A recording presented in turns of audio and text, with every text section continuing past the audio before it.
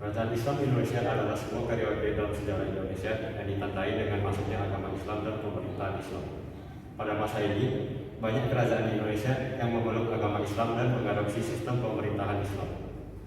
Kerajaan Islam di Indonesia juga memiliki ciri khas tersendiri, seperti adanya sistem hukum Islam yang diterapkan, penggunaan bahasa Arab dalam tulisan dan percakapan, serta pengaruh budaya Timur Tengah yang terlihat pada seni, arsitektur, dan kebiasaan masyarakat.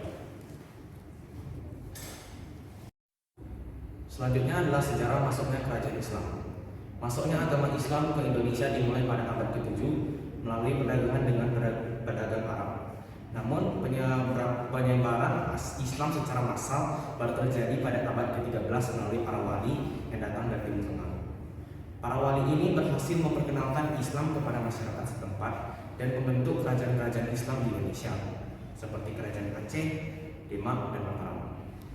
Selain itu, masuknya Islam juga dipengaruhi oleh faktor sosial seperti ekonomi, politik pada masa itu. Yang pertama ada penjajahan Barat. Penjajahan Barat terhadap Indonesia selama beberapa abad sangat mempengaruhi keruntuhan kerajaan Islam di Indonesia. Kolonialisme Barat mengenalkan konsep-konsep politik, ekonomi, dan sosial yang baru yang bertentangan dengan nilai Islam dan tradisi lokal, sehingga banyak kerajaan Islam yang mengalami penurunan kekuasaan dan akhirnya runtuh. Yang kedua, persaingan internal antar kerajaan. Persaingan internal antara kerajaan Islam di Indonesia dalam merebut kekuasaan dan sumber daya juga faktor pendorong runtuhnya kerajaan Islam. Yang ketiga, perubahan sosial dan budaya. Perubahan sosial dan budaya yang terjadi di Indonesia juga mempengaruhi runtuhnya kerajaan Islam.